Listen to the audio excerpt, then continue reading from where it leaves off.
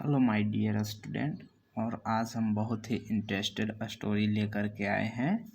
तो चलिए बने रहिए हमारे इस स्टोरी में और आसपास के जो हमारे घटनाएं घटते हैं उसी से रिलेटेड हमारा स्टोरी है। तो चलिए स्टार्ट करते हैं। द सन यानी पुत्र। फादर पिताजी, आई जस्ट टोल्ड यू, मैंने अभी तुरंत आपको बताया है, इट्स अ क्रो, कि यह एक कौवा है। मैंने इसके बारे में बताया कि यह कौवा है। आफ्टर अ लिटिल वाइल यानी कुछ देर बाद, कुछ समय बाद। द ओल्ड फादर यानी बुजुर्ग पिता या फिर बूढ़े पिता, अगेन आस्क्ड, पुनः पूछा, फिर से पूछा, हिज सन, अपने पुत्र से, व्हाट इज दैट बर्ड, वह जो पक्षी है क्या है, कौन सा पक्षी है। द सन सेड, पुत्र ने बोला, विथ सम इरिटेशन यानी कुछ चिढ़ा हुआ था और कुछ उलझन भरी बातों को लेकर बताया, इट्स क्रो, अ क्रो, यह कौवा है, कौवा। अ लिटिल आफ्टर, कुछ समय बाद। द फादर अगेन, उनके जो पिताजी थे एक बार फिर से, आस्क हिज सन, अपने पुत्र से पूछा, व्हाट इज इट, यह क्या है। दिस टाइम द सन, इस समय उनका जो पुत्र था, ऑलमोस्ट शाउटेड, लगभग बहुत ही जोर से चिल्लाया, एट हिज फादर, अपने पिताजी के ऊपर, क्योंकि उनके पिताजी बार बार अपने पुत्र से पूछ रहा था कि यह क्या है, यह क्या है। Why are you asking this silly question again? आप मूर्खता भरी पूर्ण प्रश्न बार बार हमें क्यों पूछ रहे हैं। And again, bar bar. Although, हालांकि, आई हैड टोल्ड यू, मैंने आपको बता चुका था, देयर 3 टाइम यानी मैंने 3 बार आपको बता चुका था, इट इज़ अ क्रो, यह एक कौवा है। कांट यू अंडरस्टैंड दिस, आप यह नहीं समझ सकते हैं, आप नहीं समझ रहे हैं या फिर आप नहीं समझ सकते हैं। हिज फादर स्माइल्ड, उनके पिताजी ने मुस्कुराया, बट डिडंट टेल, लेकिन कुछ नहीं बोला, अपने पुत्र को कुछ नहीं बोला, केवल उनके पिताजी ने मुस्कुराया।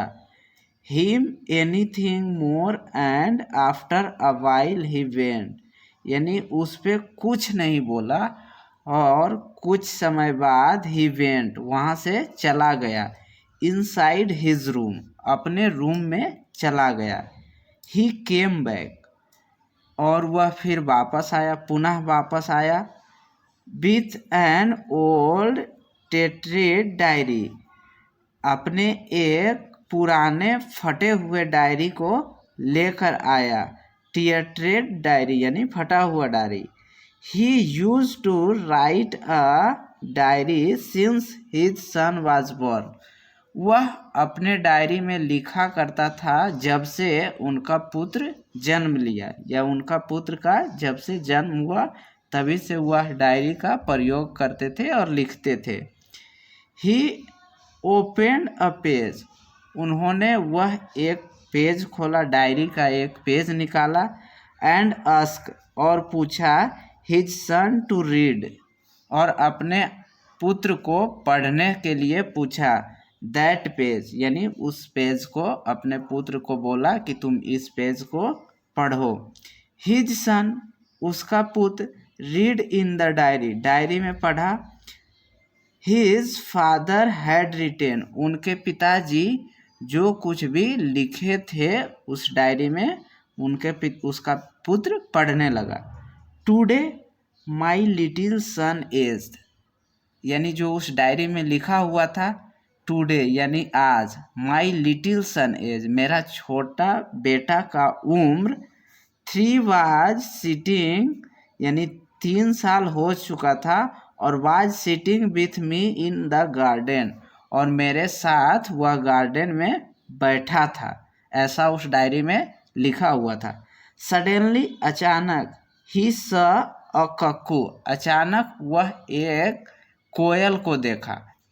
इट वाज, यह था, sitting on a mango tree, वह एक आम के पेड़ के ऊपर बैठा हुआ था। माई सन आस्क मी 31 टाइम, यानी मेरे पुत्र जो है हमसे पूछा था 31 बार, 31 टाइम्स, व्हाट इज इट, यह क्या है।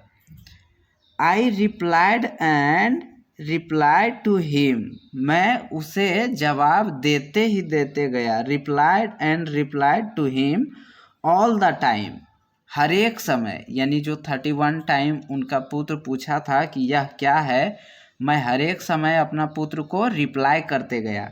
That it was a cuckoo, यह एक कोयल था। आई हग्ड हिम, मैंने उसे गला लगाया। विथ ग्रेट अफेक्शन, बहुत ही महान भरी प्यार, यानी बहुत प्यार, यहाँ ग्रेट मतलब महान नहीं होगा बल्कि ग्रेट मतलब बहुत ज़्यादा। विथ ग्रेट अफेक्शन, बहुत ज़्यादा प्यार और लाड़ दुलार करते हुए मैंने उसे हग किया, यानी गले लगाया। वेन एवर, जब कभी भी, ही आस्क दैट, वह पूछता था कि, आस्क द सेम क्वेश्चन, यानी एक ही प्रश्न को जब वह बार बार पूछता था।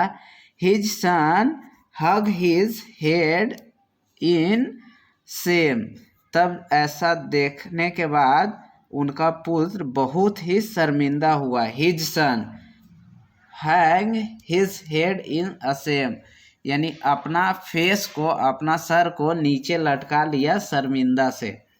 सो इसीलिए, इफ़ योर पेरेंट्स, अगर आपका जो परिवार है, आपका जो बुजुर्ग लोग होते हैं, अटेंड ओल्ड एज, अगर वह बूढ़े एज में है, यानी बुजुर्ग एज में चल रहा है, तो डू नॉट रिफर देम, तब उन्हें, हम लोगों को उन्हें नहीं गुस्सित करना चाहिए, हम लोगों को उन पे नहीं चिल्लाना चाहिए।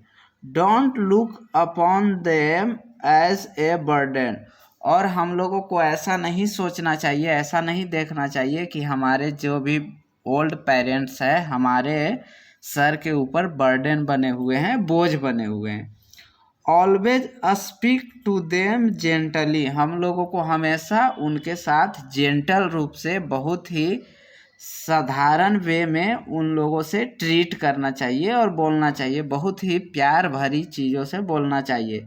बी ओबीडियंट, हम लोगों को आज्ञाकारी होना चाहिए। बहुत सारे विलेज में देखते हैं कि कोई किन्हीं का ग्रैंड फादर होता है, दादाजी होता है, और किसी अपने पुत्र को, अपने पोते को कुछ भी काम करने के लिए बोलते रहते हैं और वो लोग डिनाई कर देते हैं, इग्नोर कर देते हैं।